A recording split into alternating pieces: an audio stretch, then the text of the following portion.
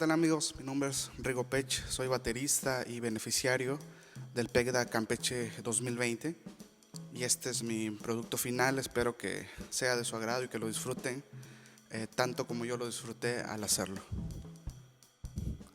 Para hablar acerca de la batería tenemos que remontarnos a la mitad del siglo XIX, donde las marching bands eran de los géneros más populares en ese entonces, donde cada percusionista tocaba un solo instrumento. Uno tocaba el bombo con las baquetas y el otro tocaba el redoblante. Y es así como los tambores llegan a Nueva Orleans.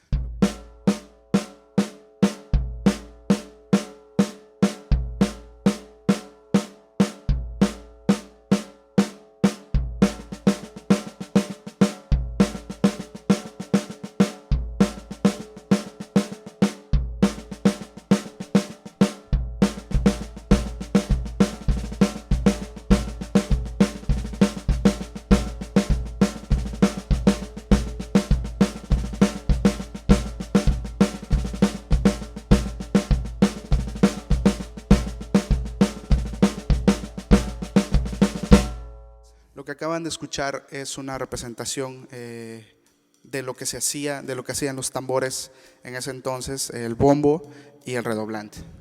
Las marching bands y las bandas de Nueva Orleans influenciaron a las bandas de teatro de los Estados Unidos, las cuales tocaban este repertorio lo tocaban en un espacio reducido. Y por las limitaciones de espacio empezaron a contratar solamente a un percusionista que tocara el bombo y el redoblante. Anteriormente eran dos percusionistas. Entonces en este tiempo contrataban a solo uno para que tocara las dos cosas, el bombo y el redoblante. Eso fue llamado el double drumming.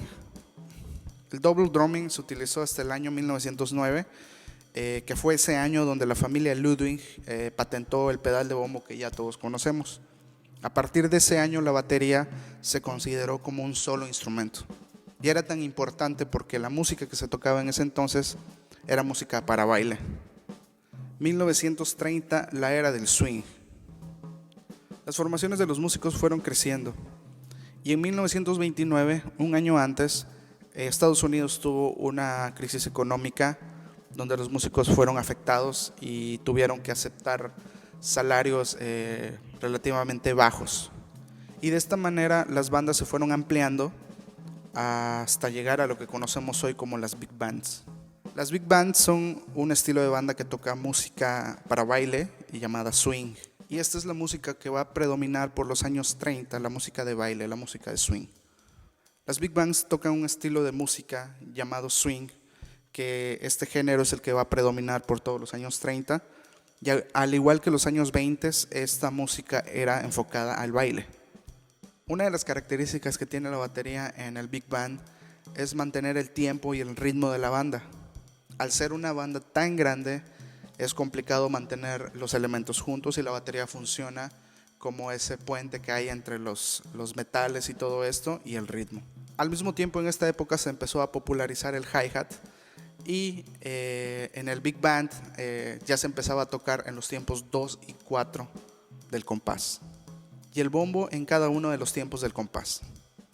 Algunos de los bateristas más importantes de esta época son Buddy Rich y Gene Krupa. Gene Krupa fue el gran precursor de la batería como instrumento protagonista. Antes de Gene Krupa, la batería estaba en la banda como un instrumento de acompañamiento. Y con la llegada de Krupa, la batería se convierte en un instrumento protagónico.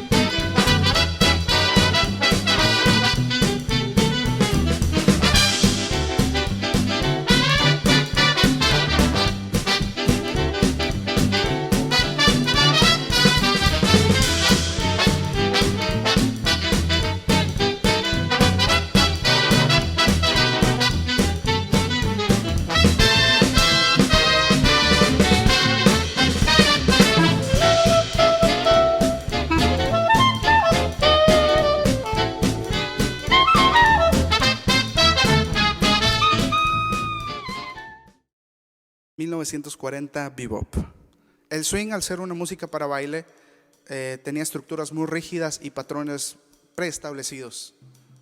Los músicos que buscaban algo más experimental empezaron a asistir a las jam sessions. En las jam sessions ellos se juntaban a tocar música tradicional o bien composiciones propias. En esas jam sessions los conjuntos se fueron haciendo cada vez más pequeños. Recordemos que el Big Band eran bandas grandes de 20, 30 músicos, y aquí los conjuntos se fueron reduciendo de 5, 4, 3 integrantes. El bebop no era una música para baile. El bebop lo que buscaba era algo que diera pie a la improvisación y a la experimentación.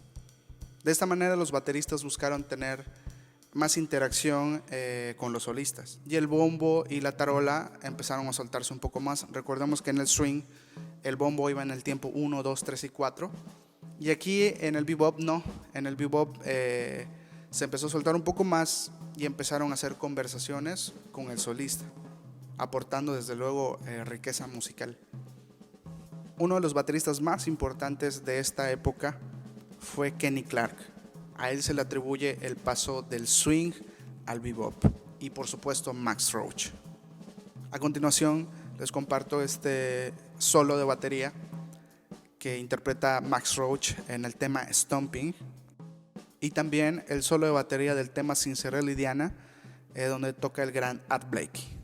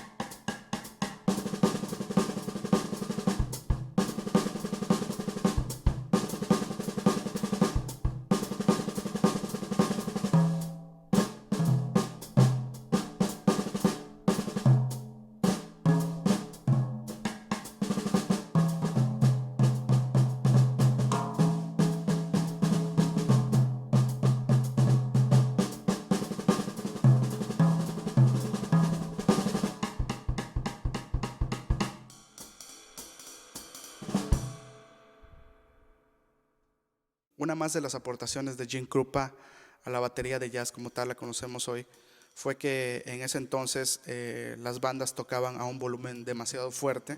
Entonces cuando querían grabar ellos con los aparatos de esa época, esos aparatos estaban hechos para grabar por medio de agujas. Entonces cuando el baterista le daba al bombo, al ser un tambor tan grande, la aguja brincaba y no permitía que se grabara la batería como tal. Entonces Gene Krupa lo que hizo fue que empezó a controlar el volumen del bombo de una manera muy baja de volumen. Entonces los bateristas que venían detrás de él, la generación, al querer empezar a tocar jazz, vieron que él tocaba de esa manera y empezaron a adoptar esa forma de tocar. Cuando se tuvo la tecnología suficiente para poder grabar a cualquier volumen, el estilo de tocar la batería había quedado como un estándar para tocar. 1950, cool jazz. Hay que resaltar que cada estilo de jazz busca ser diferente al anterior, y es así como llegamos al año 1950 del cool jazz. Desde el nombre cool, que significa frío en inglés, hay un contraste, ya que la música de los años 40, 30 y los años 20 se consideraba una música hot. Esto es porque era una música más enérgica, con más intensidad y enfocada al baile. Los artistas de cool jazz lo que buscaban era un estilo más sobrio y moderado. Esto se empezó a hacer esta experimentación en la costa oeste de los Estados Unidos, donde los músicos empezaron a experimentar con formas compositivas académicas europeas.